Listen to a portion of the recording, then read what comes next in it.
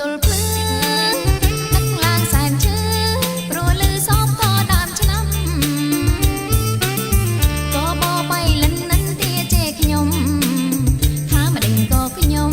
ហ៊ានរៀមការចោលគូចារងការមុខទាំងចាស់ចាំងសងហើយអោបក៏លន់អើយកុំដៀលថាខ្ញុំប្តេងផ្ដាំង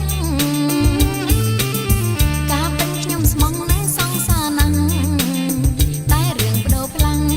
ក្រឡាំងមកពីចាំងទុំសំព្រៀងអង្គខ្មៅនៅបយីខា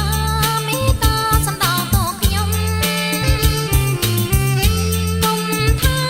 ខ្ញុំក្បត់ពីសង្សារខ្ញុំរឿងធំប្រព្រំលីខិន